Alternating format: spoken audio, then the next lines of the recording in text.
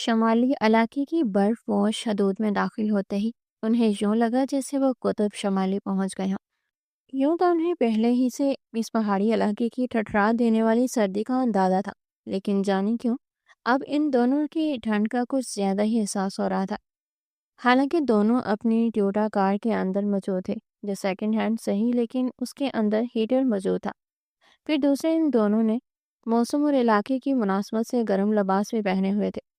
25 سالہ خوبرو توقیر نے موٹی جینز شرٹ اور اوپر لیدر کی سیاہ جیکٹ پہن رکھی تھی اور اپنی نئی نویلی بیوی شہلا کی ضد سے مجبور ہو کر اپنے ہاتھوں میں دستانے بھی چڑھائے تھے۔ 21 سالہ نازک اندان شہلا نے بھی سمور کا ٹوپی والا کوٹ اور ہاتھوں میں دستانے پہن رکھے تھے۔ باہر دور تک وادی میں اتری ہوئی خون کو برقاب دینے والی ٹھنڈ جب کار کے ایئر ایگزاسٹ یا آکسیجن دینے والے خودکار روزنوں سے اندر در آنے لگی تو ہیٹر کا مصرف یکدم بے معنی ہو کر رہ گیا تھا، مگر پھر بھی توقیر نے اسے آف نہیں کیا تھا۔ سپہر ہو چلی تھی۔ دائیں بائیں برفیلی ڈلوانی وادیوں سے جانگتا سبزہ بڑا کھلا معلوم ہو رہا تھا۔ صنوبر سرو اور چیڑ کے درخت قطار در قطار مستعد محافظوں کی طرح استعداد تھے۔ کھائیاں اس قدر گہری تھی کہ توقیر کو اپنی ساری توجہ ڈرائیونگ پر مرکوز رکھنا پڑی تھی۔ حالانکہ اس کے برابر بیٹھی ہوئی اس کی حسین بیوی شہلا نے ارینا کے بارے میں عجیب تبصرہ کیا تھا، مگر توقیر نے ہاں کہنے پر ہی اکتفا کیا تھا۔ آخر ہم مزید کتنی دیر بعد ہوٹل شنگریلا پہنچیں گے؟ شہلا نے غالباً پر اسرار خاموشی سے بگڑ کر کہا۔ بس پہنچنے ہی والے ہیں۔ توقیر نے اس بار سامنے ونڈو سکرین کے باہر بل کھاتے پختہ سڑک پر اپنی نگاہیں مرکوز رکھتے ہوئے جواب دیا۔ پتہ نہیں یاسمین، عزیزہ، نائلہ اور شعیب بھی پہنچے ہوں گے کہ نہیں اب؟ شہلا نے دوبارہ کہا۔ میرا خیال ہے کہ پہنچ گئے ہوں گے، توقیر بولا۔ یہ آخر ڈینا کو کیا سوچی ہے جو ہمیں شہلا نے کہتے کہتے دانستہ جملہ ادھورا چھوڑا۔ توقیر نے ہلکی مسکراہٹ کے ساتھ مختصراً جواب دیا۔ ایڈونچر؟ اس عجیب و غریب ایڈونچر کا آخر کیا مقصد ہو سکتا ہے؟ ارے بھائی، رینا بیچاری ایک جوان اور حسین امیر کبیر بیوہ ہے۔ ایسے لوگ تنہائی سے گھبرا کر اس طرح کے سنگ میں مبتلا ہوتے ہی رہتے ہیں۔ ہمارا کیا جا رہا ہے مفت میں؟ ایک پرفضا مقام میں تفریح کا موقع مل رہا ہے، مگر توقیر جانے کیوں اب میرا دل گھبرا رہا ہے۔ ارے شہلا، گھبراہٹ کو چھوڑو، انجوائے کرو۔ انجوائے؟ کیا رینا خود بھی پہنچ گئی ہوگی شنگریلا؟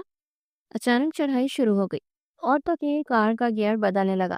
توقیر ایک چھوٹی سی اسٹیٹ ایجنسی چلاتا تھا۔ شہلا اور توقیر کی حال ہی میں شادی ہوئی تھی۔ ابھی دونوں ہنی مون کے لیے کہیں گھومنے پھرنے کے لیے نکلنے کا پروگرام ہی بنا رہے تھے کہ رینا نے ان کا یہ مسئلہ اپنے خرچے پر حل کر دیا تھا۔ رینا کے ان سے کچھ اچھے تعلقات تھے کہ وہ انکار بھی نہیں کر سکے تھے، کیونکہ یہ دونوں اس کی مجبوری سمجھتے۔ پھر ذرا ہی دیر بعد انہیں دور اونچائی پر ہوٹل شنگریلا کی قدیم مگر خوبصورت عمارت کی جھلک دکھائی دینے لگی۔ وہ نیلے رنگ کی سبارو ڈومینگو تھی جو چیڑ اور صنوبر کے درختوں کے درمیان گہری بل کھادی سڑک پر مناسب رفتار سے دوڑتی چلی آ رہی تھی۔ اس کے اندر دو نئی شادی شدہ جوڑے براجمان تھے۔ اگلی دو نشستوں پر دو خوبرو نوجوان بیٹھے تھے۔ وہ تقریباً ہم عمری تھے۔ ایک شعیب تھا جو گاڑی چلا رہا تھا، جبکہ اس کی برابر والی سیٹ پر اس کا دوست عزیز موجود تھا۔ حکمی نشست پر ان دونوں کی بیویاں یامین اور نائلہ موجود تھیں۔ ان چاروں کے چہروں پر خوشیاں نو امید کلیوں کی طرح کھل رہی تھی۔ نائلہ شعیب کی اور یاسمین عزیز کی بیوی تھی۔ شعیب ایک ملٹی نیشنل فارماسیوٹیکل کمپنی کا میڈیکل ریپرزینٹیو تھا اور یہ گاڑی اسے کمپنی کی طرف سے ملی تھی۔ حال ہی میں اس کی ترقی بھی ہوئی تھی، جبکہ عزیز کا شہر میں ایک نیٹ کیفے تھا۔ اچھی خاصی آمدنی تھی۔ سردست دونوں میاں بیوی کے لیے ان کے گزر بسر کا سہارا بنا ہوا تھا۔ خود عزیز نے BSc کیا تھا اور کمپیوٹر گرافکس کی اضافی ڈگری بھی لے رکھی تھی۔ آگے چل کر اپنے کاروبار کو مزید وسعت دینا چاہتا تھا۔ یار شعیب، ہمیں رینا پر اس قدر بوجھ نہیں بنانا چاہیے تھا۔ کم از کم یہ انجوائمنٹ 50% بنیاد پر ہونی چاہیے تھی۔ ان کے ساتھ بیٹھے عزیز نے شعیب سے کس قدر منفعل ہو کر کہا تو اچانک شعیب کے جواب دینے سے قبل ان کے عقب سے عزیز کی بیوی یاسمین کی کھنکتی ہوئی آواز ابھری۔ سب سے پہلے تم نے ہی تو بچوں کی طرح خوش ہوتے ہوئے رینا کی دعوت قبول کی تھی۔ یاسمین کے اس ریمارکس پر سب بے اختیار کھل کھلا کر ہنس پڑے۔ عزیز بھی پیچھے رہنے والا نہ تھا، بولا، بیگم صاحبہ، سہیلی تو یہ تمہاری تھی نا؟ اب اس کی خواہش کا احترام ہم پر لازم جو ٹھہرا تھا۔ ویسے ایک بات ہے، بیچاری رینا ہمارے ساتھ خوشیاں شیئر کرنا چاہتی ہے اور ہم نے اس کی دعوت محض انسانی ہمدردی کی خاطر قبول کی ہے، اور ایسے بھی کون سا وہ گئی گزری ہے، اچھی خاصی دولت مند خاتون ہے، دلشاد نگر میں اس کا اپنا کاٹیج ہے۔ یاسمین کے ساتھ بیٹھی شعیب کی بیوی نائلہ نے بھی لقمہ دینا ضروری سمجھا۔ ہاں بھائی بیگم، یہ بات تو تم نے ٹھیک کہی، شعیب نے اپنی بیوی کی تائید میں کہا۔ دنیا میں رینا جیسے بد نصیب، خوش قسمت اور معصوم لوگ موجود ہیں جو اپنی عذاب ناک تنہائیوں کو دور کرنے کی خاطر دوسروں کی خوشیوں سے جلتے کٹتے نہیں، بلکہ ان کی خوشی کو اپنی خوشی سمجھتے ہیں۔ مگر یار، ہمیں رینا بیچاری کے لیے سنجیدگی سے کچھ سوچنا چاہیے۔ آخر کو اتنی لمبی پہاڑ جیسی زندگی تنہا کب تک گزارے گی رینا؟ عزیز نے قدر سنجیدہ لہجہ اختیار کرتے ہوئے کہا، تو شعیب نے بزلہ سنجی سے یاسمین سے مخاطب ہو کر کہا، بھابی ہوشیار عزیز میاں کا کسی جوان حسین لڑکی کو بیچاری کہنا آپ کے لیے خطرے کی گھنٹی بجا رہا ہے۔ ایک بار پھر گاڑی کا محدود ماحول زعفران زار بن گیا۔ شنگریلا ہوٹل میں کمرے ملنے اور ضروری اندراجات سے مکمل ہونے تک شہلا اور توقیر کو ہوٹل کی لابی میں ہی بیٹھنا پڑا تھا۔ لابی کے صوفوں پر گنتی کے ہی لوگ نظر آ رہے تھے۔ سیزن آف تھا۔ شہلا اور توقیر کو گرما گرم کافی کی ضرورت محسوس ہوئی۔ توقیر قریب کی کافی شاپ سے ڈسپوزیبل گلاسز میں کافی لے آیا تھا۔ دونوں میاں بیوی اب لابی کے صوفوں پر بیٹھے دھیرے دھیرے کافی سپ کر رہے تھے اور شیشے کی شفاف صدر دروازے سے باہر وادی میں سرمئی شام اترنے کے منظر سے بھی لطف اندوز ہو رہے تھے۔ ان لوگوں کو بھی ابھی تک پہنچ جانا چاہیے تھا، تو کہ شہلا نے قدرے تشویش بھرے لہجے میں پوچھا۔ اس کا اشارہ نائلہ اور یاسمین وغیرہ کی طرف تھا۔ ہاں، اللہ کرے یہ لوگ بھی خیریت سے پہنچ جائیں۔ تو توقیر نے کافی کی آخری چسکی لے کر کہا۔ ایک وردی پوش ویٹر ان کے قریب آیا اور مؤدبانہ انداز میں انہیں کمرے میں چلنے کو کہا۔ دونوں میاں بیوی اٹھے اور پھر یہ لوگ ویٹر کی رہنمائی میں بالائی منزل کے ایک نیم روشن راہداری سے گزر کر آخری سرے پر واقع ایک کمرے میں آ گئے۔ یار، سیزن تو آف ہے اور ہوٹل میں رش بھی کم ہے، پھر ہمیں نیچے کمرہ کیوں نہیں دیا گیا؟ پوچھ ہی لیا۔ کمرے کے دروازے میں چابی گھماتے ہوئے ویٹر سے توقیر نے بالآخر، سیزن بے شک آف ہے، مگر اس علاقے کی خوبصورتی 12 مہینوں ہی اپنے شائقین کے لیے تفریح کا باعث بنی رہتی ہے۔ آپ کو حیرت ہوگی کہ اس وقت اس ہوٹل کے تقریباً تمام کمرے فل ہیں۔ ویٹر نے دروازہ کھولتے ہوئے مؤدبانہ انداز میں کہا۔ توقیر بوہیں چکاتا ہوا اندر داخل ہو گیا۔ کمرہ بڑا آرام دہ تھا۔ یہاں سے باہر کا دو طرفہ منظر بڑی آسانی کے ساتھ دیکھا جا سکتا تھا۔ شہلا نے سب سے پہلے کھڑکیوں سے دویز پردے دائیں بائیں سے کا دیا۔ اب کھڑکی کے شیشوں سے باہر کا منظر صاف دیکھا جا سکتا تھا۔ یہاں تاریکی کے سوا کچھ نہ تھا۔ آسمان پر بادل چھائے ہوئے تھے، لیکن ان بادلوں کے عقب میں کہیں پیچھے چھپے ہوئے چاند کا دھندلا حویلا نظر آ رہا تھا۔ اور پھر وہ دونوں اپنا سامان درست کرنے لگے۔ تھوڑی دیر بعد ہی شعیب اور عزیز بھی پہنچ گئے۔ ان کے کمرے بھی شہلا اور عزیز کے ساتھ ساتھ ہی تھے۔ ان کمروں کا ہوٹل شنگریلا میں انتظام رینا نے پہلے ہی کر دیا تھا اور ان لوگوں نے ایک ہی کمرے میں اکٹھے ڈنر کیا۔ پھر گرما گرم کافی کا دور چلا۔ یہ لوگ کرسیوں اور صوفوں پر بیٹھ گئے اور رینا کے متعلق گفتگو کرنے لگے۔ وہ خود انہیں یہاں بلا کر ابھی تک نہیں پہنچی تھی۔ رینا نے ان سے کہا تھا کہ وہ لوگ جب ہوٹل میں اکٹھے ہو جائیں گے تو وہ انہیں اگلے دن آ کر اپنے ساتھ شاہانہ کاٹیج میں لے جائے گی۔ پھر اس کے بعد سیر سپاٹوں کی باقاعدہ تفصیل دی جانی تھی۔ یہ کسی طرح آج کی نائٹ آف گریٹ سسپینس تمام ہو جائے تو پھر دل و دماغ سے تجسس اتر جائے گا۔ شعیب نے آخری چسکی لے کر کہا۔ کیا تجسس ہے بھائی عزیز؟ نے قدرے حیرت سے پوچھا۔ یہ تجسس نہیں تو اور کیا ہے بھائی؟ شعیب نے منہ پھلا کر کہا۔ ہمیں سیدھے سیدھے رینا آج ہی اپنے انجہانی پاپا کے بنائے ہوئے ایشانہ کاٹیج میں لے جاتی۔ اس طرح ایک رات ہوٹل میں ہم سب کے پڑاؤ ڈالنے کا بھلا کیا فائدہ؟ شعیب بھائی، آپ یہ کیوں بول رہے ہیں کہ اس لیڈی آف سسپینس نے خالصتاً اپنی جیب سے ہمارے اس مہنگے ترین ہوٹل میں اور وہ بھی علیحدہ علیحدہ رہنے کا بندوبست کیا ہے؟ ارے بھائی، دراصل شعیب بھائی کا مطلب تھا کہ شہر سے یہاں تک 4 گھنٹوں کا جو تیل ہم نے اپنی گاڑیوں میں ڈلوایا ہے وہ بھی رینا صاحبہ اپنی جیب سے ہی برتی۔ توقیر نے ازراہ فن لقمہ دیا اور بے اختیار سب کھلا کر ہنس دیا۔ مجھے جانے کیوں یہ سارا کوئی پورے سراغ چکر معلوم دیتا ہے، شہلا نے قدرے سنجیدگی سے کہا۔ نہیں بھائی، وہ بیچاری بھلا کیا چکر چلائے گی؟ اس کا مقصد محض سیر سپاٹا اور اپنی تنہائی دورنے کرنے کے سوا اور کچھ نہیں ہو سکتا۔ عزیز نے بھی جواباً سنجیدگی سے کہا۔ تھوڑی دیر ادھر ادھر کی گفتگو کرنے کے بعد یہ لوگ سب اپنے اپنے کمروں کی طرف آرام کرنے چل دیے۔ باہر تاریک اور برف پوش وادیوں میں ہلکی ہلکی بوندا باندی شروع ہو چکی تھی۔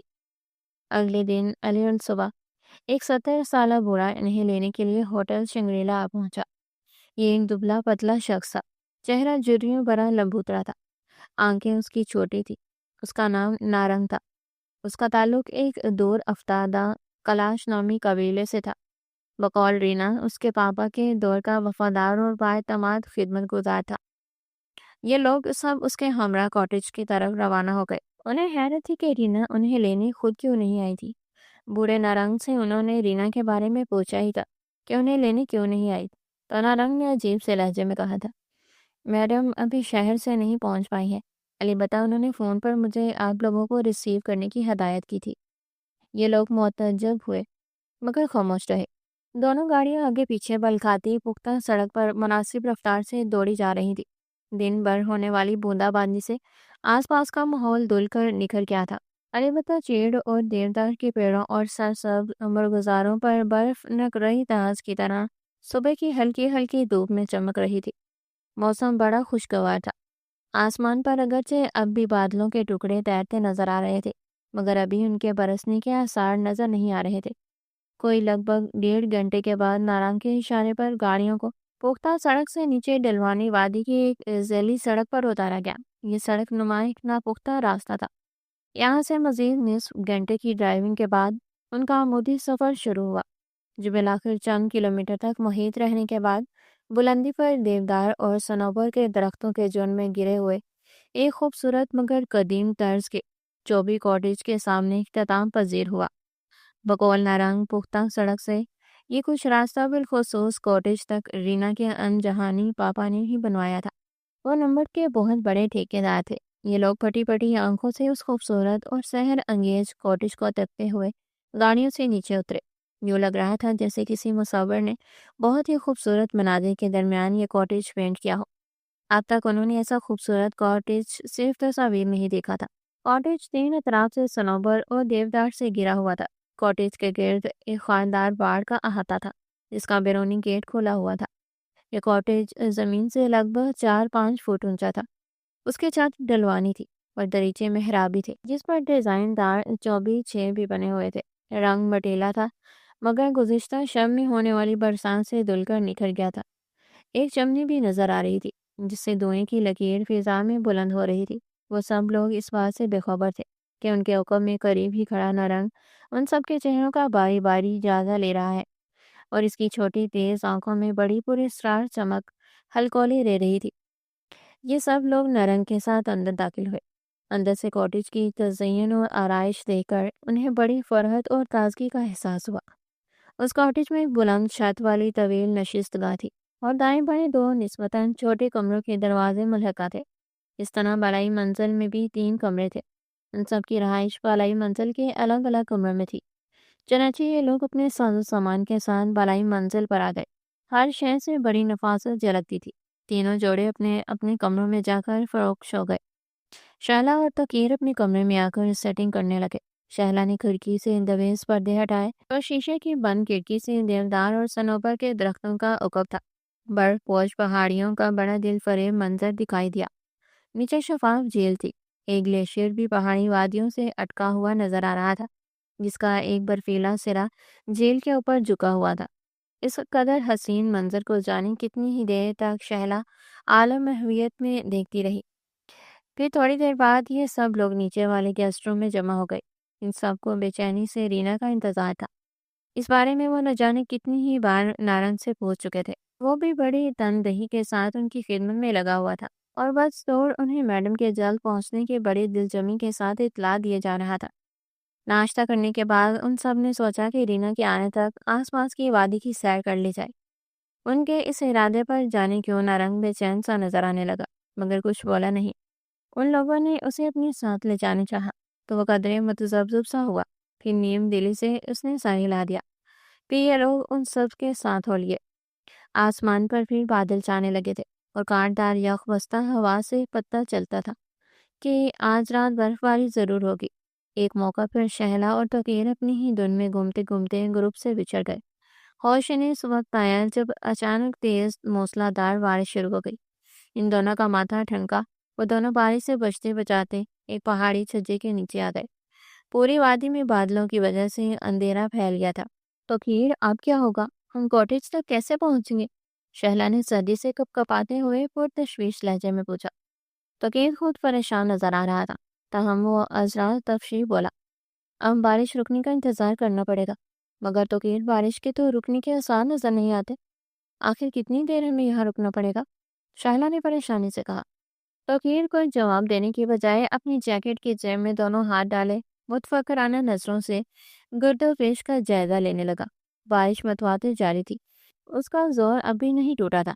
پھر کوئی لگ بھگ 2 گھنٹے بعد بارش پوری طرح رکی تو نہیں تھی، البتہ ہلکی ہلکی بوندا باندی میں تبدیل ہو گئی تھی۔ دونوں کے لیے اتنا ہی کافی تھا۔ وہ دونوں جلدی سے چٹانی چھجے سے نکلے اور کاٹیج کی طرف چل پڑے۔ برسات کی وجہ سے زمین پھسلواں ہو گئی تھی، اس لیے دونوں کو ست روی اور سنبھل کے چلنا پڑ رہا تھا۔ تھوڑی دیر بعد یہ ہلکی ہلکی بوندا باندی بھی بند ہو گئی تو کیر نے اپنی جیکٹ اتار کر شہلا کو پہنا دی تھی۔ دونوں راستہ پہچانتے ہوئے کاٹیج کی طرف بڑھ رہے تھے۔ پھر اچانک ہی توقیر کو احساس ہوا جیسے وہ کاٹیج کا راستہ بول چکا ہے۔ وہ ذرا رکا تو شہلا نے پوچھا، کیا ہوا توقیر؟ رک کیوں گئے؟ راستہ بول گئے کیا؟ لگتا تو ایسا ہی ہے، مگر علاقہ تو یہی تھا۔ توقیر نے چار اطراف ماحول کا جائزہ لیتے ہوئے کہا۔ ہاں توقیر، یہ درخت، وہ دور برفیلی چوٹیوں کا منتظر، اور وہ دیکھو گلیشیئر کے نیچے بہتی جھیل، یہ سب کچھ تو کاٹیج کے آس پاس، بلکہ بہت قریب تھا۔ کمال ہے۔ پھر کاٹیج کہاں ہے؟ زمین کھا گئی یا آسمان نکل گیا؟ توقیر نے گڑبڑا کر کہا۔ دفتن ان کی نظر سامنے ایک مقامی شخص پر پڑی۔ توقیر نے اسے فوراً آواز دے کر بلایا۔ وہ ایک 40-50 سالہ ادھیڑ عمر کا شخص تھا۔ صحت قابل رشک تھی، رنگن سرخ و سفید تھی۔ اس نے مقامی طرز کا لباس زیب تن کر رکھا تھا اور کوئی غریب آدمی دکھائی دیتا تھا۔ اس سے کہا، ہم راستہ بھول گئے ہیں، کیا تم ہماری مدد کرو گے؟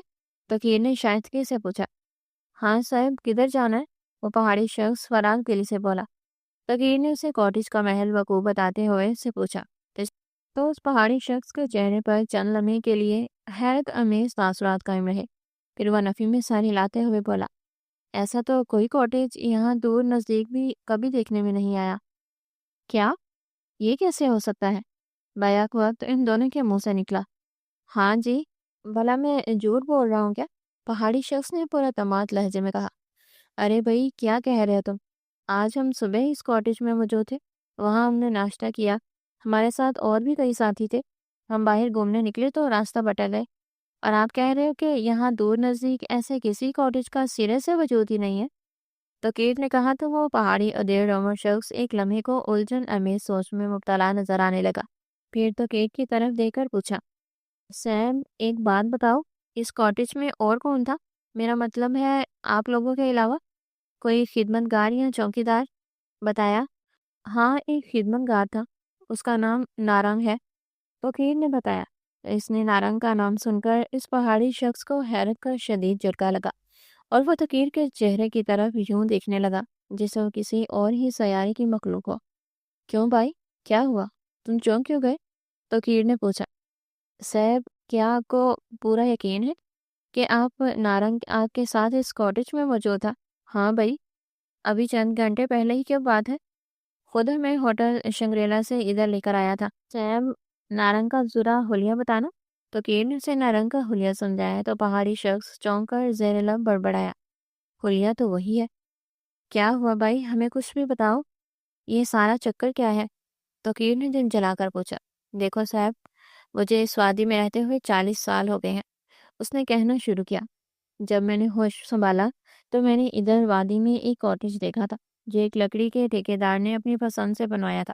نارنگ نامی وہ خدمت گار بھی ان دنوں جوان ہی تھا، مگر پھر چند سال بعد جانے کیا ہوا کہ اس کاٹیج کو آگ لگ گئی، اور اس کا خدمت گار نارنگ بھی اس آگ میں جل مرا۔ کیا نارنگ بھی مر گیا تھا جل کر؟ توقیر نے حیرت سے پوچھا۔ صاحب، نارنگ ایک دور افتادہ قبیلے کا کلاف سے تعلق رکھتا تھا۔ جب کاٹیج کو آگ لگی تو بستی کے دیگر لوگ آگ بجھانے لگے और नारंग को भी किसी तरह बाहर निकाला था, जलते हुए कॉटेज से, मगर वो जानवर ना हो सका।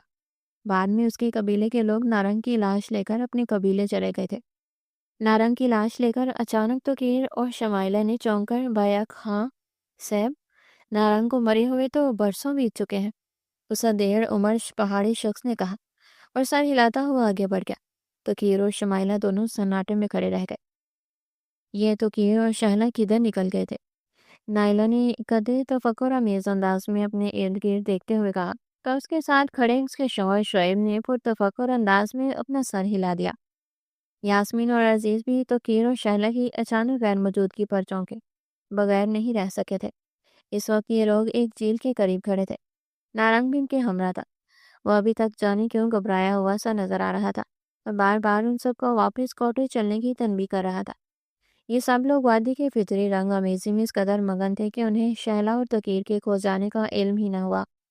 इन्हें इस वक्त याद आया था जब अचानक मूसलाधार बरसात की वजह से वह एक चट्टान के नीचे जमा हुए थे और सबसे पहले नाइला ने ही शैला और तकीर की अचानक गैर मौजूदगी को महसूस किया था। अब उसकी याद दिलाने पर सबका ही माथा ठनका था। अरे वाकई ये दोनों किधर चले गए? इस बार यास्मीन और अजीज के मुंह से भी बेख्तियार निकला था। अभी तो ये दोनों इधर ही थे, शोएब ने परेशानी से कहा। वो देखो कोई इस तरफ चला आ रहा है। यास्मीन ने सामने से एक अधेड़ उम्र शख्स को अपनी तरफ आते हुए देखकर इशारे से कहा, जो अपनी वजह कतर से मुकम्मी दिखाई दे रहा था। ये वही अधेड़ उम्र शख्स था जो थोड़ी देर पहले शैला और तकीर को भी मिला था। वो मुकामी पहाड़ी शख्स जैसे ही उनके करीब आया तो अजीज ने उससे कहा, अरे भाई जरा इधर आना। उसके पुकारने पर वो शख्स उनके करीब आ गया। भाई तुमने यहाँ कहीं आसपास किसी जवान औरत और मर्द को तो नहीं देखा? उसके करीब आने पर अजीज ने उससे पूछा। वह शख्स ये बात सुनकर चौंक गया। वो कदरे उलझी हुई नजरों से इन सबके चेहरों का जायजा लेने लगा। किसी को अब तक ये मालूम न हो सका कि नारंग चुपके से गायब हो चुका था। तुम लोग कहीं वही तो नहीं जिन्हें वो दोनों तलाश कर रहे थे? उस शख्स ने गुंगों से लहजे में कहा। शहीन ने फौरन अपना सर इस बात में हिलाते हुए कहा, हाँ हाँ हम वही हैं। तुम्हें क्या हमारे वो दोनों साथी मिले थे? ये कहते हुए शहीद ने उसे शहला और तकीर का हुलिया बताया। तो इस शख्स ने फौरन इस बात में सर हिलाते हुए कहा, वो दोनों मुझे इस तरफ खड़े मिले थे। आओ मैं तुम लोगों को इनके पास ले चलता हूँ। वो चारों उसके हमरा चल दिए। ये इत्तेफाक ही था कि अब तक किसी का भी ध्यान नारंग के अचानक गायब होने पर नहीं गया था। उन दोनों को इस पहाड़ी शख्स की दिमागी हालत पर शिबा होने लगा था। वो तो जा चुका था, मगर शैला और तोकीर हनूस काफी देर तक उस जगह पर गुमसुम खड़े रहे थे। मुझे तो ये शख्स कोई पागल ही नजर आता था। तोकीर ने तबसरा किया। चलो तोकीर यहाँ से कहीं और चलते हैं। शैला ने कदरे बिगड़े हुए लहजे में कहा। मेरे ख्याल से हमें खुद ही कॉटेज को तलाश करना चाहिए। इस वादी के सारे मनाजिर एक जैसे ही मालूम होते हैं। वो कॉटेज हमें थोड़ी सी तलाश के साथ नजर आ सकता है। उसके बाद पर तोकीर ने पुरसोच अंदाज में अपना सर हिला दिया। दोनों आगे चल पड़े। आसमान पर हनूज गहरे बादलों की दबीज चादर तनी हुई थी, जिसे पूरी वादी में शाम का सामान होने लगा था। वो दोनों देवदार और सर के दरख्तों के बीच पगडंडी नुमा बल खाते रास्ते पर चले जा रहे थे कि अचानक वो दोनों ठटक कर रह गए। सामने एक शख्स खड़ा था। उसने मोटे और फूले फूले गर्म कपड़े पहन रखे थे, मगर चेहरे पर उसके अजीब साकत का सपाट मास्क चढ़ा हुआ था, जिसमें आंखों की जगह दो छोटे सुराख थे और नाक की तरफ 1 इंच भर का तकोन सुराख था, जबकि मुंह की जगह से पाट मार्क्स था। शैला उस पूरे सरार शख्स को देखकर भी इख्तियार चीख पड़ी। उसकी सहमी हुई निगाहें इस पर पूरे सरार मास्क पोश पर जम सी गई थी। तो केर भी एक लम्हे के लिए जरा डर गया था, मगर फिर दूसरे ही लम्हे उसने हिम्मत करके पूछा, कौन हो तुम? ये क्या मजाक है? मगर फिर वो पुरस्कार मास्क पहुंच किसी कुबे की तरह जमीन पर गड़ा मास्क के छोटे छोटे सुराखों से इन्हें गो रहा था। उस पुरस्कार मास्क वाले ने अपना दायां हाथ अपनी पोली हुई जैकेट के अंदर डाला और कुछ दूसरे ही लम्हे जब उसका हाथ बाहर आया तो शैला और तोकीर की रूह फना हो गई। उसके दाएं हाथ में अब चमकता हुआ तेज फल वाला बोदा नजर आ रहा था। वो इसे मजबूती से थामे उनकी तरह बढ़ने लगा। खौफ के मारे शहला की हालत से चीख खारिज हो गई। तोकीर भागो, शहला ने खौफ से लरसती आवाज में कहा, मगर तोकीर की गैरत ही गवारा नहीं कर रही थी कि वो मैदान छोड़कर भागे। चनाचे वो इस मास्क पोश को घूरता रहा। फिर उसने शहला से कहा, شہلا تم ایک طرف ہو جاؤ، میں سے نپٹتا ہوں۔ نہیں نہیں توقیر، خدا کے لیے بھاگ چلو، یہ یہ بہت خطرناک آدمی معلوم ہوتا ہے، شہلا نے چلا کر کہا اور سانت توقیر کو پیچھے گھسیٹنے لگی۔ ہوتا ہے، چلا کر کہا تو گئی۔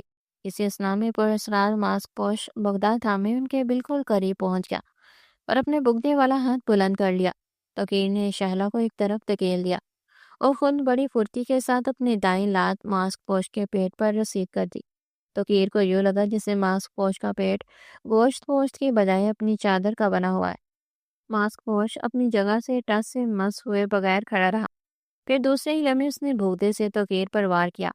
توقیر نے بجلی کی سی پھرتی سے خود کو بچایا۔ اسے اندازہ ہو چکا تھا کہ وہ اس مفوق الفطرت قسم کے ماسک پوش کا نہتے مقابلہ نہیں کر سکتا۔ چنانچہ اس نے شہلا کو پکارا اور پھر اس کا بازو پکڑ کے دوڑ لگا دی۔ ذرا آگے جا کر انہوں نے پلٹ کر دیکھا تو خود بخود ان کے قدم جیسے زمین نے پکڑ لیے۔ ان کے عقب میں بل کھاتی پگڈنڈی دور تک ویران تھی۔ وہ پر اسرار ماسک پوش غائب تھا۔ پھر دفعتاً انہیں اپنے عقب میں کسی کی موجودگی کا احساس ہوا۔ وہ دونوں ہی بیک وقت پلٹے تو مارے دہشت کے شہلا کی حلق سے چیخ نکل گئی۔ ماسک پوش جانے کب ان کے عقب میں اچانک ہی نمودار ہوا تھا اور اس نے اس کے سنبھلنے سے پہلے ہی اپنے ہاتھ میں پکڑے ہوئے بگدے کا وار توقیر پر کیا۔ توقیر نے اپنی گردن بچانے کے لیے فوراً جھکا دی، لیکن باوجود اس کے بگدے کا وار توقیر کے دائیں شانے پر لگا۔ اس کے حلق سے دل خراش چیخ نکل گئی اور وہ اپنا بھی شانہ پکڑے زمین پر بیٹھتا چلا گیا۔ شہلا نے جو اپنے بجازی خدا کے حشر دیکھا تو اس کے حلق سے خزیانی چیخیں برآمد ہوئی۔ ادھر ماسک پوش کا بگدے والا ہاتھ پھر فضا میں اٹھ گیا تو توقیر نے جان بچانے کی آخری کوشش کرتے ہوئے ہمت سے کام لیا اور اس کی ٹانگوں سے چپک گیا۔ پھر اپنے وجود کی پوری قوت سے اسے گرانے کی کوشش کرنے لگا۔ ادھر شہلا کو جلدی احساس ہو گیا کہ اس ویرانے میں خوف زدہ ہونے اور چیخنے چلانے سے کچھ حاصل نہیں ہوگا۔ اس کا شوہر بری طرح زخمی ہو چکا تھا۔ چنانچہ پہلی بار اس کے دل میں خوف کی جگہ شدید نفرت اور غصے نے لے لی، کیونکہ اپنے شوہر کو موت کے منہ میں دیکھ کر کمزور سے کمزور عورت بھی زخمی شیرنی بن جاتی ہے۔ دوسرے ہی لمحے وہ ہذیانی انداز میں چیخ مارتی ہوئی اچھلی اور اس صفات ماسک پوش کی گردن سے لپٹ گئی۔ ادھر توقیر اپنے زخمی وجود کی پوری قوت صرف کرتے ہوئے اس کی ایک ٹانگ کھینچنے میں کامیاب ہو گیا۔ نتیجتاً ماسک پوش اپنا توازن قائم نہ رکھ سکا اور زمین پر آ رہا۔ اس کے ہاتھ سے بگدہ چھوٹ کر دور جا گرا۔ شہلا نے لپا کر بگدہ ہاتھ میں اٹھا لیا اور ایک زوردار وار زمین پر کمر کے بل گر کے ماسک پوش کے سینے پر کیا۔ بگدہ جیسے اس کے سینے سے ٹکرایا تو شہلا کا ہاتھ جھنجھلا گیا۔ اسے یوں لگا جیسے تیز پل والا بگدہ ماسک پوش کے سینے کے بجائے فولاد سے ٹکرایا ہو۔ بگدہ اس کے ہاتھ سے چھوٹ گیا۔ ماسک پوش نے لیٹے لیٹے ہی اپنی ایک زوردار لات شہلا کے چہرے پر رسید کی تو وہ بیچاری ایک زوردار چیخ مار کر پرے جا گری۔ ادھر وہ پراسرار ماسک پوش پھرتی کے ساتھ اٹھ کھڑا ہوا۔ وہ اپنا بگدہ دوبارہ اٹھا چکا تھا۔ پھر دوسرے ہی لمحے اس نے توقیر کو موقع دیے بغیر بگدے کا وار اس کی گردن پر کیا۔ توقیر کا سر تن سے جدا ہو کر کسی فٹ بال کی طرح لڑکتا ہوا شہلا کے قریب آ رہا۔ خوف اور دہشت اور شدت غم سے شہلا گنگ ہو کر رہ گئی۔ وہ ماسک پوش اب شہلا کی طرح بڑھنے لگا۔ شہلا نے خوف اور دہشت کو بالائے طاق رکھتے ہوئے جنگل کی طرف دوڑ لگا دی۔ ساتھ ہی اب وہ دہشت ناک انداز میں چیختی چلاتی بھی جا رہی تھی۔ اس کی سانس بری طرح پھول گئی تھی۔ وہ بغیر رکے اندھا دھند دوڑتی جا رہی تھی۔ پھر اچانک اسے سامنے نائلہ، شعیب، یاسمین اور عزیز آتے ہوئے دکھائی دیے۔ ان کے ہمراہ وہ ڈیڑھ عمر پہاڑی شخص بھی تھا۔ وہ سب شہلا کو وحشت زدہ ہرنی کی مان دوڑتا دیکھ کر ٹھٹک کر رہ گئے۔ شہلا چیختی ہوئی نائلہ سے لپٹ گئی، پھر بے دم ہو کر گر پڑی۔ اسے کیا ہو گیا؟ خدا خیر کرے، نائلہ نے اسے سنبھالتے ہوئے پریشانی سے کہا۔ باقی سب لوگ بھی شہلا کی اس وحشت پر سناٹے میں آ گئے تھے۔ وہ یہ تو توقیر نظر نہیں آ رہا۔ اچانک شعیب نے گرد و پیش کا جائزہ لیتے ہوئے تفکر سے کہا۔ میرا خیال ہے ان کے ساتھ کوئی حادثہ پیش آ گیا ہے، عزیز بولا۔ ہمیں توقیر بھائی کو تلاش کرنا چاہیے، پہلے اس بیچاری کو تو سنبھالو، عزیز نے کہا۔ سب شہلا کو ہوش میں لانے کے جتن کرنے لگے۔ ادھر وہ ڈیڑھ عمر پہاڑی شخص اس معاملے سے گھبرا کر خاموشی سے غائب ہو گیا۔ پھر یاسمین اور عزیز توقیر کی تلاش میں دور تک گئے اور بے نیل و مرام واپس لوٹ آئے۔ میرا خیال ہے کہ ہمیں کاٹیج کی طرف لوٹ جانا چاہیے، शैला होश में आएगी तो कुछ पता चलेगा, अजीज ने मशवरा दिया और सब ने उस पर साथ किया। वो लोग बेहोश शैला को किसी तरह संभालते हुए कॉटेज की तरफ रवाना हो गए। थोड़ी ही देर बाद उन्हें सामने अपना कॉटेज नजर आ गया। उन सब के चेहरों पर दम बखूद सन्नाटा लर्जा था। ये लोग इस वक्त कॉटेज की बुलंद छत वाले नशिस्तगाह में सोफों पर बराजमान थे। कमरे की पुरहौल खामोशी में शहला के सिसकने की आवाज़ वक्फे वक्फे से ठटके हुए खौफजदा दिलों में दमक से ही पैदा कर रही थी। शहला के दाएं बाएं यास्मीन और नाइला से सहारा दिए बैठी थी। शहला इन सबको इस पुरस्रार और खोना शाम मास्कोश के हाथों अपने शौहर तकीर की इबरतनाक मौत के बारे में रोते हुए बता चुकी थी। इस पर मुसलसल बेहोशी के दौरे पड़ रहे थे, मगर अब उन सब के समझाने बुझाने और हौसला दिलाने पर उसकी तबीयत कदरे संभली हुई थी। उन सब के चेहरों पर परेशानी और अनजाने खौफ के तासरात गडमड हो रहे थे। हमें फौरन ये मनहूस जगह छोड़ देनी चाहिए और सीधे पुलिस स्टेशन रिपोर्ट करनी चाहिए। कुछ देर की खामोशी के बाद अजीज ने तमतमाते हुए लहजे में कहा, मगर इस वीराने में तो दूर दूर तक कोई थाना या पुलिस स्टेशन नहीं है।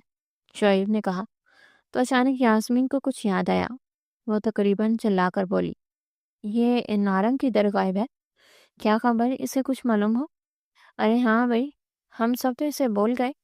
दफातन उन्हें दरवाजे पर दस्तक सुनाई दी, जो इस झटके हुए खौफजदा से माहौल में धमाके से कम न थी। वो सब बुरी तरह ठटके। फिर शोएब अपनी जगह से उठकर दरवाजे की तरफ बढ़ने लगा तो नाइला चिल्लाकर खौफजदा लहजे में बोली, शोएब दरवाज़ा मत खोलना, कहीं वो खून शाम मांसपोश। अल्फाज उसके हलक में ही घुट गए, क्योंकि अगले ही लम्हे शोएब ने दरवाजे के करीब पहुंचकर बाआवाज़ बुलंद पूछा, कौन है? इसी असना में अजीज भी फौरन अपनी जगह से उठकर शोएब के साथ खड़ा हुआ। मैं हूँ, नारंग। दूसरी तरफ कॉटेज के खिदमतगार की खुरदरी आवाज़ उभरी और शहला को जैसे करंट लगा।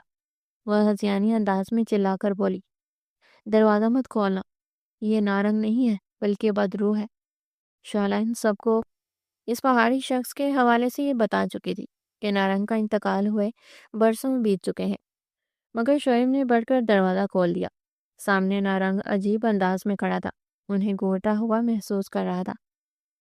तुम किधर चले गए थे? तुम्हें मालूम है हमारे साथ कितना बड़ा हादसा पेश आ चुका है? शोएब ने कदरे दृष्ट लहजे में उसे घूरते हुए कहा तो वह बेतासुर चेहरे के साथ अंदर कमरे में आ गया। शहला समेत सबकी नजरें नारंग के सिपाट चेहरे पर जमी हुई थी। नारंग ने अंदर दाखिल होकर बड़ी अजीब नजरों से शहला की तरफ देखा, फिर न जाने लहजे में बोला, क्या हुआ है, खैरियत तो है? खैरियत कहाँ है? इस बार अजीज ने उसकी तरफ घूरते हुए सख्त लहजे में कहा, किसी पूरे इसरार नकाबपोश ने हमारे दोस्त तकीर का बड़ी बेदर्दी से कत्ल कर दिया है। वह शैलो को भी कत्ल करना चाहता था, मगर वह बेचारी बड़ी मुश्किलों से अपनी जान बचाकर भागी है। उसके बाद सुनकर नारंग के चेहरे का रंग चंद लम्हे के लिए मुतगैर सा हो गया। फिर वह कदरे चौंक कर बोला, कब हुआ यह हादसा? इस बात को छोड़ो, तुम ये बताओ, इधर करीब में कोई पुलिस स्टेशन है? हमने कत्ल की रिपोर्ट दर्ज करवानी है। शोएब ने इसका सवाल नजरअंदाज करते हुए उससे पूछा। नारंग के चेहरे पर एक रंग सा आकर गुजर गया, मगर फिर दूसरे ही लम्हे वो गूंगों से लहजे में बोला, हाँ, इस इलाके में एक थाना है तो सही, मगर वो खासा दूर है। लेकिन खैर, रिपोर्ट तो दर्ज करवानी ही पड़ेगी। आओ मेरे साथ। ये कहकर वो कमरे से बाहर जाने लगा तो शोएब ने उसे रोका। ठहरो। नारंग के वापस लौटते हुए कदम जामिद हो गए। रीना अब तक क्यों नहीं पहुंची है? क्या उसे इत्तला करने का कोई इंतजाम? मैडम को मैंने शंग्रीला होटल से फ़ोन किया था, वो घर से चल पड़ी हैं और अब किसी भी वक्त यहाँ पहुँचने वाली हैं, नारंग ने बताया। अच्छा ठीक है, तुम बाहर चलो, हम अभी आते हैं, अजीज़ ने कहा और नारंग खामोशी से बाहर निकल गया। अजीज़, ऐसा करते हैं कि तुम इधर ठहरो, मैं और नाइला नारंग के साथ पुलिस स्टेशन जाकर रिपोर्ट दर्ज करवाते हैं, शोएब ने अजीज़ को मुखातिब करके कहा। तो अजीज़ नफ़ी में सर हिलाते हुए बोला, शोएब, तुम्हारा और भाभी का अकेले जाना मुनासिब नहीं है, हम सब साथ चलेंगे और हालात का भी तकाजा है कि हम लोग साथ ही रहें, एक दूसरे से जुदा ना हो। इस बात को सुनकर बाकी ख़वातीन ने भी फ़ौरन तायद की। फिर ये सब लोग शहला को लिए कोठी से बाहर आ गए। नारंग वहाँ सबका मुंतज़िर खड़ा था। जब ये लोग अपनी अपनी गाड़ियों की तरफ बढ़े तो बुरी तरह ठटके। उनकी दोनों गाड़ियों के सारे टायर ज़मीन से लगे हुए थे। ये क्या, ये टायर किसने पंचर किए हैं? عزیز نے پریشان کن حیرت سے کہا۔ سب لوگوں کے چہرے پر وحشت سی چھانے لگی۔ یہ کسی کی شرارت ہی ہو سکتی ہے، شعیب نے بنائے ہوئے لہجے میں کہا۔ مگر اب کیا ہوگا؟ پولیس اسٹیشن کس طرح جانا ہوگا؟ یاسمین نے پریشانی سے کہا۔ تو عزیز قریب کھڑے ہوئے نارنگ سے مخاطب ہو کر بولا، نارنگ، یہ کس کی حرکت ہو سکتی ہے؟ میں کیا جانوں صاحب، مجھے تو خود حیرت ہو رہی ہے۔ بھلا اس ویرانے میں ہمارے ساتھ یہ سب کیوں ہو رہا ہے؟ نارنگ نے اتلے لہجے میں کہا۔ تمہارے ساتھ نہیں، یہ سارا پراسرار چکر صرف ہمارے ساتھ چلایا جا رہا ہے، شعیب نے تلخ لہجے میں نارنگ کو گھورتے ہوئے کہا۔ تب پھر اچانک انہیں قریب ہی نیچے وادی میں کسی گاڑی کے ہارن کی آواز سنائی دی۔ وہ سب چونک کر آواز کی سمت دیکھنے لگے۔ سامنے بر پوش ڈھلوانوں میں چیڑ کے درختوں کے درمیان گہری بل کھاتی نیم پختہ سڑک پر ایک نئے ماڈل کی کرولا سبق خرام نظر آئی۔ نارنگ کے منہ سے بھی اختیار نکلا۔ لو جی میڈم آ گئی۔ وہ رینا کی کار پہچان گیا تھا۔ اگلے چند منٹوں بعد گرے رنگ کی کرولا بل کھاتی سڑک کا فاصلہ طے کرتے ہوئے ان کے بالکل قریب آ کر رک گئی۔ پھر اس کا دروازہ کھلا تو 30 سال کی ایک پرکشش لڑکی برآمد ہوئی۔ اس کے چہرے کے نقوش میں عجیب تیکھا پن تھا۔ اس کے بال کھلے ہوئے اور بورے مائل تھے۔ اس نے موسم کی مناسبت سے گرم کوٹ زیب تن کر رکھا تھا۔ تم سب لوگ پہنچ گئے؟ بھئی معاف کرنا، مجھے ذرا دیر ہو گئی، لیکن مجھے یقین ہے کہ اس خوبصورت کاٹیج اور یہاں کے فطری حسین نظاروں نے تم لوگوں کو میری کمی محسوس ہونے نہیں دی ہوگی۔ وہ اپنی دھن میں بولتی چلی گئی۔ نارنگ بابا، تم نے ان کا ہر طرح سے خیال رکھا ہے نا؟ کسی قسم کی تکلیف؟ اچانک وہ ان سب کے سپاٹ چہروں پر چھائی پوری اسرار خاموشی پر چپ ہو گئی۔ پھر ایک دم اس کے چہرے کے تاثرات متغیر ہونے لگے اور اگلے ہی لمحے وہ اسی لہجے میں باری باری سب کے چہروں پر نظر ڈالتی ہوئی مستبصر ہو گئی۔ ارے بھائی، تم لوگوں کو کوئی سانپ سونگھ گیا ہے؟ شاید مجھ سے ناراض ہو؟ تم لوگ آؤ اندر چل کر بیٹھتے ہیں۔ آرام سے یہ کہہ کر جب اس نے کھنکتی ہنسی کے ساتھ کاٹیج کے گیٹ کی طرف قدم بڑھائے تو اچانک شعیب کے سپاٹ لہجے میں اسے مخاطب کیا۔ اس رینا، ذرا ایک منٹ۔ رینا چونک کر پلٹی۔ اس کے کمان کی طرح کھینچی سرمگے آنکھوں میں حیرت تھی۔ میرا خیال ہے شعیب بھائی، ہمیں اندر چل کر آرام سے رینا کو ساری حقیقت بتانی چاہیے۔ قریب کھڑی یاسمین نے شعیب کو ٹوکنے کے انداز میں کہا، اور پھر سب لوگ اندر کمرے میں آ کر باری برکم صوفوں پر براجمان ہو گئے۔ رینا کو اس سارے لرزہ خیز واقعے کی تفصیل نیز اس پر پراسرار ماسک پوش کے ہاتھوں توقیر کے عبرتناک قتل کے بارے میں بھی گوشت گزار کر دیا گیا۔ رینا یہ ساری روح پرسا کتھا سن کر یکدم سکتے میں آ گئی۔ اور ابھی جبکہ ہم اس قاتل ماسک پوش کے خلاف تھانے میں رپورٹ کروانے جا رہے تھے تو کسی نے ہماری دونوں گاڑیوں کے سارے ٹائر ہی پنچر کر دیے۔ شعیب کی ساری تفصیلات بتانے کے بعد آخر میں عزیز نے بھی لقمہ دیتے ہوئے حیران و پریشان بیٹھی رینا سے کہا۔ پر رینا کے چہرے کا رنگ مزید فق نظر آنے لگا۔ نارنگ ان کے قریب خاموش کھڑا تھا۔ رینا نے غمزدہ بیٹھی شہلا کی طرف دیکھا۔ اس کے چہرے پر سخت ندامت اور دکھ کے آثار بیدار ہونے لگے۔ اس کے چہرے سے صاف عیان تھا کہ وہ شہلا کے شوہر توقیر کے قتل کا خود کو ذمہ دار سمجھ رہی تھی۔ پھر وہی یکدم صوفے سے اٹھی۔ شہلا نے پاس جا کر اسے گلے سے لگا لیا۔ رینا کی آنکھوں میں آنسو آ گئے تھے۔ شہلا، مجھے معاف کر دینا، یہ سب شاید میری وجہ سے ہوا ہے۔ کاش میں خود غرضی سے کام نہ لیتی۔ کاش سب لوگ اس کے بڑبڑانے پر چونک پڑے۔ ہاں، یہ میری خود غرضی ہی تو تھی۔ لمحہ بھر توقف کے بعد رینا اپنے آنسو پونچھتے ہوئے بولی، میں تنہائی کی ماری ہوئی تھی اور چاہتی تھی کہ ہم اچھے دوستوں کی طرح کسی پرفضا مقام کی سیر کریں۔ مجھے اگر پتا ہوتا کہ میں اس کی آواز رنگ گئی اور وہ اپنا جملہ مکمل نہ کر سکی۔ شہلا، مجھے معاف کر دینا، یہ سب میری وجہ سے ہوا ہے۔ ماحول میں چند ثانیے سوگواری سے تاری گئی۔ اس کے بعد شعیب نے رینا کو مخاطب کر کے کہا، رینا، میرا خیال ہے اس میں تمہارا کوئی قصور نہیں۔ بہرحال اب رونے دھونے کا کوئی فائدہ نہیں۔ اچھا ہوا تم آ گئی۔ ایسا کہتے ہیں تمہاری کار میں تھانے چلتے ہیں تاکہ اس خونی قاتل کے خلاف قتل کی رپورٹ درج کروا سکیں۔ رینا نے اس کی بات سن کر اسوات میں سر ہلایا، پھر اپنے آنسو پہنچتے ہوئے بولی، سمجھ میں نہیں آتا تم لوگوں کی گاڑیوں کے ٹائر کس نے پنچر کیے ہیں؟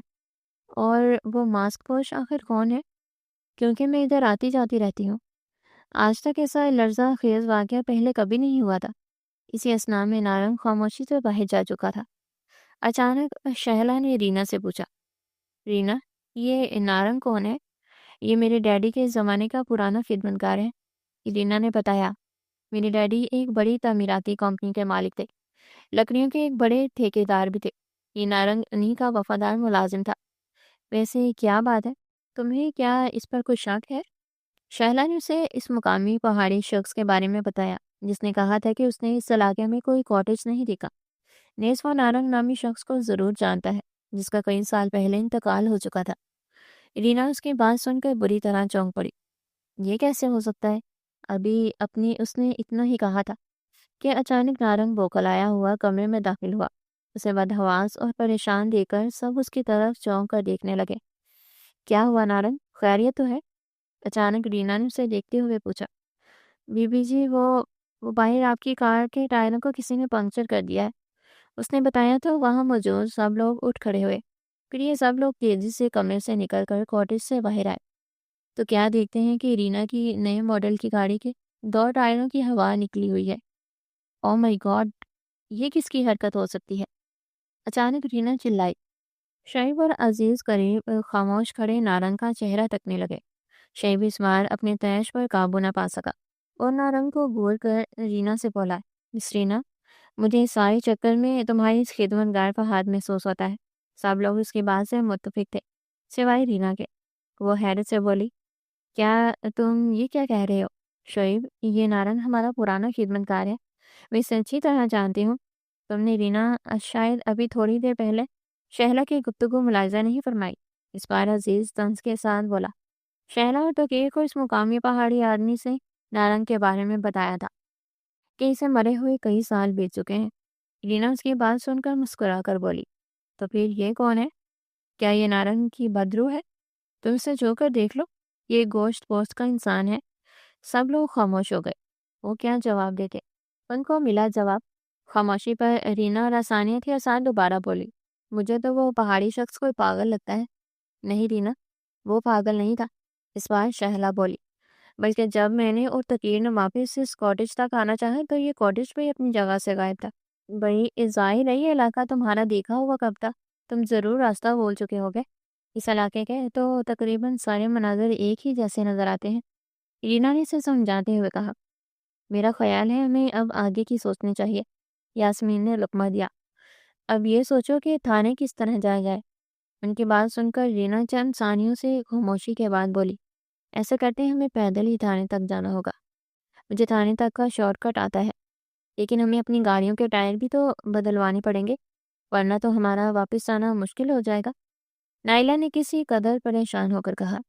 رینا اسے تسلی دیتے ہوئے بولی، تم لوگوں کو پریشان ہونے کی قطعی ضرورت نہیں، میں آ گئی ہوں، سب سنبھال لوں گی۔ ویسے مجھے اس اندوناک واقعے پر سخت افسوس ہو رہا ہے۔ کاش مجھے پتا ہوتا کہ توقیر ہم سے ہمیشہ کے لیے بچھڑ جائے گا تو میں کبھی بھی اس منحوس جگہ آنے کا خیال بھی دل میں نہ لاتی۔ اس کے لہجے کا تعصب ابھر آیا تھا۔ عزیز بیزار ہوتے ہوئے بولا، رینا، اب آگے کی سوچو، ہمیں کیا کرنا چاہیے۔ ٹھیک ہے، تم لوگ سب ادھر ہی رکو، میں نارنگ کے ساتھ شہلا کو تھانے نکل جا کر بیان قلم بند کرواتی ہوں۔ ہمیں بہر صورت تو توقیر کے قتل کا معاملہ حل کرنا پڑے گا، رینا قطعیت سے بولی۔ پھر شہلا کو مخاطب کرتے ہوئے کہا، شہلا، تم چل رہی ہو ہمارے ساتھ؟ اس کے استفسار پر شہلا نے یکدم اسبات میں اپنی گردن ہلا دی۔ تب پھر متوقع طور پر سب کو رینا کی بات پر ساتھ کرنا پڑا۔ اس کے بعد نائلہ، شعیب، یاسمین اور عزیز کاٹیج میں واپس آ گئے اور رینا نارنگ کے ساتھ شہلا کو ساتھ لیے پیدل ہی تھانے کی طرف چل دی۔ آسمان پر ہنوز بادل چھائے ہوئے تھے جن کے تیوروں سے اندازہ ہوتا تھا کہ وہ کسی وقت بھی برس سکتے ہیں۔ یہ تینوں پیدل ہی ایک ویران پل کھاتی پہاڑی پگڈنڈی پر چل پڑے۔ رینا کا چونکہ یہ علاقہ دیکھا بالا تھا، اسی لیے تھوڑی دور چلنے کے بعد اس نے شارٹ کٹ کی خاطر پہاڑی پگڈنڈی سے گھنے جنگل کا راستہ اختیار کر لیا تھا۔ آسمان پر چھائے بادلوں کی وجہ سے دن میں بھی اندھیرا سا پھیلا ہوا تھا۔ شہلا اگرچہ رینا کی موجودگی سے اپنا دل مضبوط کیے ہوئی تھی، مگر نارنگ کی وجہ سے وہ گھبرا بھی رہی تھی۔ رہ رہ کر اسے یوں لگتا تھا کہ جیسے ابھی نارنگ کسی بدروح کی طرح ان دونوں پر جبر پڑے گا۔ یہی سبب تھا کہ وہ رینا کے ساتھ چلنے کی کوشش کر رہی تھی۔ نارنگ ذرا فاصلے پر ان کے عقب میں چل آ رہا تھا۔ دفعتاً آسمان پر بادلوں کی خوفناک گرج سنائی دی اور شہلا کا دل یکدم خزاں رسیدہ پتے کی ماند لرزنے لگا۔ وہ تینوں ٹھٹک کر رک گئے۔ اگلے ہی لمحے بادلوں کی گرج کے ساتھ موسلادھار بارش بھی شروع ہو گئی۔ شراٹے دار بارش جاری تھی۔ وہ چاروں کاٹیج کی بلند چھت والی نشستگاہ میں صوفے پر خاموش بیٹھے ہوئے تھے۔ ان سب کے چہروں پر پریشانی اور تشویش کے ساتھ انجانا خوف بھی طاری تھا۔ باہر طوفان باد و باران کا شور جاری تھا۔ کمرے کی شمالی دیوار میں آتش دان سلگ رہا تھا۔ میرا خیال ہے ہم نے شہلا کو ان دونوں کے ساتھ تنہا بیچ کر کچھ ٹھیک نہیں کیا۔ یاسمین کی لرزیدہ آواز نے کمرے کے پورے سال بڑے سناٹے کو توڑا۔ اینا اس کے ساتھ ہے، میرا خیال ہے وہ لوگ تھانے جانے سے پہلے ہی لوٹ آئیں گے۔ اس کے شوہر عزیز نے کہا۔ خدا کرے ایسا ہی ہو عزیز بھائی، مجھے تو ڈر لگ رہا ہے، کہیں اس قاتل ماسک پوش نے ان پر بھی حملہ کر دیا تو کیا ہوگا؟ نائلہ نے لرزتی آواز میں کہا۔ اچانک شعیب پرجوش انداز میں اٹھ کھڑا ہوا۔ میں خود ان کے پیچھے جاتا ہوں۔ اس کی بات سن کر نائلہ یکدم اپنے شوہر کا بازو تھامتے ہوئے متحوش لہجے میں بولی، نہیں شعیب، تمہارے اس طوفان میں اکیلے باہر جانا ٹھیک نہیں۔ ہاں شعیب بھائی، نائلہ صحیح کہتی ہے، تم کہاں ان تینوں کو ڈھونڈو گے؟ ہو سکتا ہے وہ تینوں اپنا ارادہ بدل کر واپس آ جائیں، یاسمین نے پرتشویش لہجے میں کہا۔ اچانک دروازے پر دستک ہوئی۔ اس جھٹکے ہوئے اور خاموش ماحول میں دھماکے سے کام نہیں تھی۔ عزیز نے یکدم اپنی جگہ سے اٹھ کر دروازہ کھول دیا تو سب حلق سے بے اختیار گہری سانس خارج ہو گئی۔ دروازے پر رینا اور شہلا بارش میں بھیگے ہوئے موجود تھے۔ نارم بھی ان کے عقب میں کھڑا تھا۔ یہ سب لوگ آتش دان کے قریب آ کر آگ تاپنے لگے۔ اب انہوں نے اگلے دن تھانے جانے کا پروگرام بنایا تھا۔ نارنگ بیک وقت اس کاٹیج کا خدمتگار، چوکیدار اور خانسامہ تھا۔ وکیل کے قتل کے بعد کسی کا بھی کچھ کھانے کو جی نہیں چاہتا تھا، مگر پھر بھی رینا کے اصرار پر کھانا زہر مار کرنا پڑا۔ کھانے سے فارغ ہونے کے بعد رات سر پر آئی تو یہ لوگ سب اپنے اپنے کمروں میں سونے کے لیے چل دیے۔ وکیل کے قتل کے بعد کاٹیج کے اندر سوگواری سی چھا گئی تھی، مگر اس سوگواری میں ایک انجانا خوف بھی شامل تھا۔ شہلا کو رینا اپنے بیڈ روم میں لے آئی تھی۔ کاٹیج کے باہر تاریک برفانی ماحول میں گرج چمک کے ساتھ بارش جاری تھی۔ رات کا 1 بج رہا تھا۔ رینا اور شہلا بیڈ روم میں موجود تھی۔ رینا شاید سو چکی تھی، مگر شہلا کی آنکھوں میں نیند گویا صدیوں سے غائب تھی۔ اس کے سینے میں تو توقیر کی المناک جدائی کا دکھ باری سیل کی طرح اسے پیس رہا تھا۔ اس کی غمناک آنکھوں میں بار بار توقیر کا مسکراتا چہرہ گردش کر رہا تھا اور شدت غم کے مارے اسے بے اختیار رلائے دے رہا تھا۔ وہ کئی بار باوجود ضبط کے سب کر رو پڑی تھی، مگر پھر بھی رینا کی نیند میں خلل پڑنے کی وجہ سے وہ خاموش ہو گئی۔ اس کے محور دل و دماغ سے اب رفتہ رفتہ ہر قسم کا ڈر و خوف انکا ہوتا جا رہا تھا، جس کا عام سبب یہ تھا کہ شہلا اب ہر قسم کے سود و عیاں سے عاری ہو چکی تھی۔ توقیر کی المناک جدائی اس کے لیے غم کا پہاڑ توڑنے کے مترادف تھی۔ یہ ایک نفسیاتی حقیقت ہے کہ جب کوئی انسان تقدیر کے ستم ظریفی کے ہاتھوں اپنا جان سے بڑھ کر کوئی زیاں اٹھا لیتا ہے تو پھر اس کے اندر ایک تبدیلی روز ہونے لگتی ہے۔ چنانچہ شہلا بھی اس اہم تبدیلی سے گزر رہی تھی۔ اس کے دل و دماغ میں اب نفرت کا لاوا دہکنے لگا تھا اور بار بار اس کے سامنے اس خونی اور قاتل ماسک پوش کا چہرہ شیطانی انداز میں رقص کرنے لگتا تھا اور شہلا اس کی بوٹیاں نوچنے کو بے قرار ہوئی جا رہی تھی۔ وہ پہلو کے بل دم و خود لیٹی ہوئی تھی۔ رینا آہستگی سے اٹھی۔ شہلا گچے جاگ رہی تھی، مگر جانے اس کے دل میں کیا سمائی کہ وہ بدصدور یوں ہی سوتی ہوئی بنی پڑی رہی۔ اس نے اپنی آنکھیں بھی موند لی تھی۔ تب اسے رینا کے کمرے میں چلنے کی آواز ابھری، پھر اس کے قدموں کی آواز قریب آتی محسوس ہوئی۔ شہلا نے اپنی ایک آنکھ کی جوری بنا کر دیکھنا چاہا تو ٹھٹک سی گئی، مگر اس نے اپنے وجود میں ذرا بھی جنبش نہ ہونے دی۔ اس نے اپنی آنکھوں کی جوری سے رینا کو بیڈ کے نزدیک کھڑے پایا اور اسی کی طرف گور کر دیکھ رہی تھی۔ پھر اچانک کیا ہوا کہ رینا کمرے کے دروازے کی طرف بڑھی اور وہ آواز اسے کھول کر نکل گئی۔ شہلا کا دل تیزی سے دھڑکنے لگا۔ وہ رینا کے اس پر اصرار انداز پر چونک گئی تھی۔ اس نے اپنی آنکھیں کھولی اور یکدم بیڈ سے اتر کر بے آواز قدموں کے ساتھ دروازے کی طرف بڑھی، پھر اس کی باریک جوری بنا کر دوسری طرف دیکھنے لگی تو اسے رینا دبے پاؤں ایک طرف جاتی ہوئی دکھائی دی۔ جب شہلا نے رینا کو نشستگاہ کے دوسرے دروازے سے باہر نکلتے دیکھا تو خود بھی نشستگاہ میں آ گئی۔ یہاں بھی مدھم روشنی تھی۔ شہلا دھڑکتے دل کے ساتھ دروازے کی طرف آئی اور اسے کھولا تو سامنے مختصری ایک راہداری تھی اور راہداری میں آ گئی۔ یہاں ہلکے پاور کا بلب روشن تھا۔ شہلا نے سامنے رینا کی جھلک دیکھی۔ وہ داہنی جانب راہداری کے سرے میں گم ہو گئی۔ شہلا بھی دبے پاؤں آگے بڑھی اور سرے پر پہنچ کر رکی، پھر آٹ سے جھانکا تو اس کے سامنے ایک اور راہداری کے بالکل سامنے والے دروازے پر رینا کو موجود پایا۔ وہ دروازے کے تالے میں چابی گما رہی تھی۔ پھر اگلے ہی لمحے وہ دروازہ کھول کر غائب ہو گئی۔ شہلا تو جاسوس کے ہاتھوں مجبور ہو کر آگے بڑھی اور دروازے کے قریب جا کر سن کن لینے لگی۔ دفتن اسے اندر سے کسی کے سسکنے کی دم آواز سنائی دینے لگی۔ وہ بری طرح چونکی۔ اسے یہ جاننے میں لمحہ بھر کی بھی دیر نہ لگی کہ رونے سسکنے کی یہ آوازیں رینا کی تھی، مگر کیوں؟ وہ کیوں رو رہی تھی؟ اندر کون تھا؟ یہ کیا پراسرار معمہ تھا؟ آخر ایسے ہی ان گنت خیالات اس کے دل و دماغ میں گونجنے لگے اور وہ الجھ سی گئی۔